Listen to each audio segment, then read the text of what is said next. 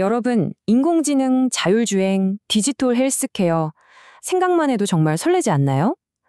대한민국이 세계적인 기술 강국이라는 건 다들 아실 텐데요.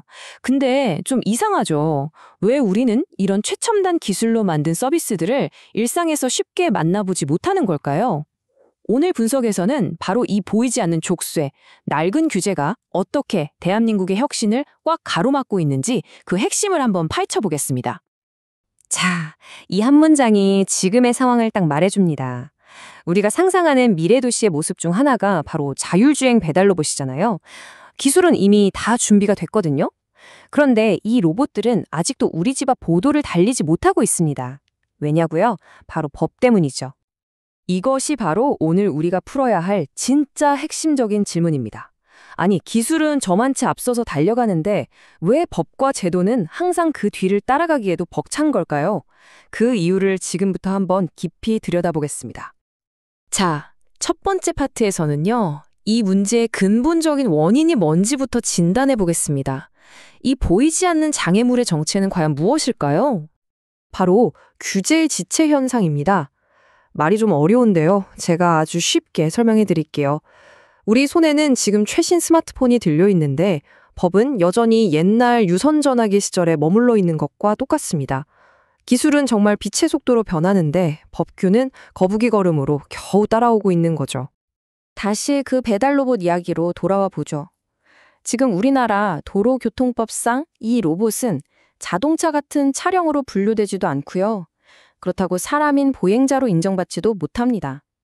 말 그대로 법적으로는 정체불명의 존재가 되어버린 거죠. 이러니 보도를 달릴 수도, 횡단보도를 건널 수도 없는 겁니다. 이게 바로 규제 지체가 만들어낸 답답한 현실입니다. 물론 정부도 그냥 손을 놓고 있었던 건 아닙니다.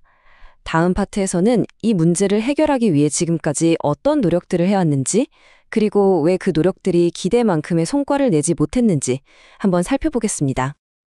이야, 이 목록만 보면 정말 화려하지 않나요? 규제 샌드박스부터 네거티브 규제, 로드맵까지 정부가 이 문제를 풀기 위해서 정말 온갖 정책 도구들을 다 동원했습니다. 이름만 들어보면 당장이라도 우리나라에서 혁신이 막 쏟아져 나올 것 같죠? 자, 여기서부터 이야기가 아주 흥미로워집니다. 이렇게나 많은 정책들이 시행됐는데 왜 현장에서는 여전히 규제 때문에 못 해먹겠다는 목소리가 끊이지 않는 걸까요? 도구가 문제가 아니라면 대체 무엇이 문제인 걸까요? 이제 전문가들의 날카로운 진단을 한번 들어볼 시간입니다. 한 연구보고서에서 실시한 설문조사 결과를 보면요, 문제의 핵심에 한 발짝 더 다가갈 수 있습니다. 자, 바로 이 데이터가 문제의 핵심을 정확히 꿰뚫고 있습니다. 한번 보시죠. 전문가들한테 정책의 중요도를 물었을 때 점수가 압도적으로 높습니다. 거의 다 4점이 넘죠? 그러니까 정책 방향 자체는 옳다는데 모두가 동의하는 겁니다.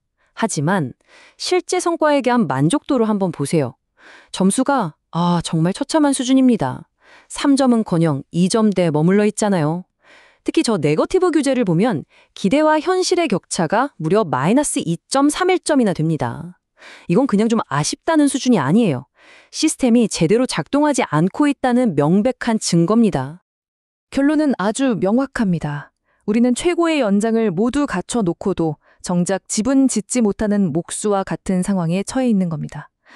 정책이라는 도구는 완벽하게 구비가 됐지만 그 도구를 제대로 사용해서 성과를 만들어내는 시스템이 완전히 실패했다는 뜻이죠.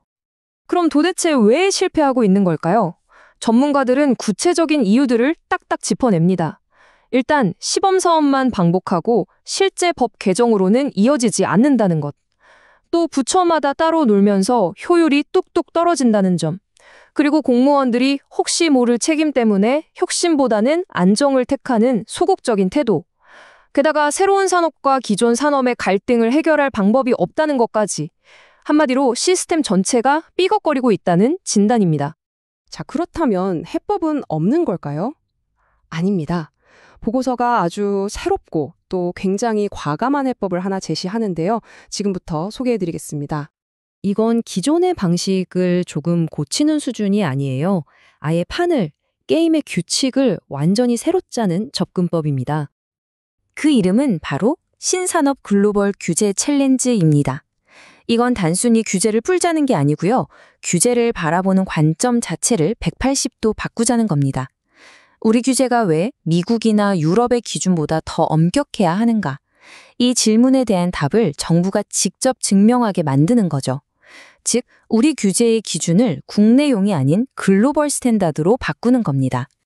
바로 이 슬라이드가 이 제도의 가장 혁신적인 부분, 핵심 중의 핵심입니다. 지금까지는 기업이 우리 기술 안전해요. 제발 허가해주세요. 라고 증명해야 했잖아요. 하지만 이 챌린지 방식에서는 상황이 정반대가 됩니다. 정부가 이 낡은 규제가 글로벌 기준보다 더 낮기 때문에 반드시 유지해야만 합니다. 라고 증명해야 하는 거죠. 입증의 책임이 혁신가에서 규제 당국으로 넘어가는 것 정말 엄청난 발상의 전환 아닌가요? 자, 이제 마지막 파트입니다. 이 새로운 시스템이 실제로 어떻게 작동하고 우리 미래에 어떤 의미를 갖게 될지 구체적으로 한번 살펴보겠습니다. 이 시스템은 크게 4단계로 진행됩니다. 먼저 정부가 AI나 바이오처럼 가장 시급한 분야를 정해요. 그리고 그 분야에서 가장 앞서 나가는 국가들의 규제를 분석해서 글로벌 표준을 만듭니다. 그 다음이 핵심인데요. 담당 부처는 우리 규제가 이 표준보다 더 엄격해야 하는 이유를 증명해야만 합니다. 만약 증명하지 못하면 어떻게 될까요? 글로벌 표준에 맞춰서 규제를 완화해야 하죠. 마지막으로 성공적으로 혁신을 이끈 공무원에게는 인센티브를 줘서 적극적인 변화를 유도하는 겁니다. 자, 이제 맨 처음으로 다시 돌아봐 볼까요? 이 시스템이 도입된다면 우리의 배달 로봇은 더 이상 법의 미아가 되지 않습니다. 다른 나라에서 이미 안전하게 운행되고 있다면 우리도 그 기준을 따르면 되기 때문이죠. 더 이상 차량이냐 보행자냐를 두고 몇 년씩 시간을 허비할 필요가 없어지는 겁니다. 이 변화가 왜 중요할까요? 단순히 규제 몇 개를 푸는 것 이상의 의미가 있습니다. 이것은 실증만 하다가 끝나는 프로젝트의 고리를 끊고 우리 기업들이 세계 무대에서 경쟁할 수 있도록 체질을 바꾸는 일입니다. 정부의 역할을 단순히 허가하고 막는 문지기에서 혁신을 함께 만들어가는 파트너로 바꾸는 것이죠. 그래야만 기술이 약속한 미래를 우리가 마침내 누릴 수 있게 됩니다. 물론 이 챌린지가 모든 문제의 해결책이 아닐 수도 있습니다. 과연 이 과감한 도전이 대한민국의 혁신 잠재력을 폭발시키는 기폭제가 될까요? 아니면 뿌리 깊은 관료주의와 기득권이라는 낡은 습관의 벽을 넘지 못하고 또 하나의 시도로 남게 될까요? 그 결과는 어쩌면 우리 모두의 손에 달려 있는지도 모르겠습니다.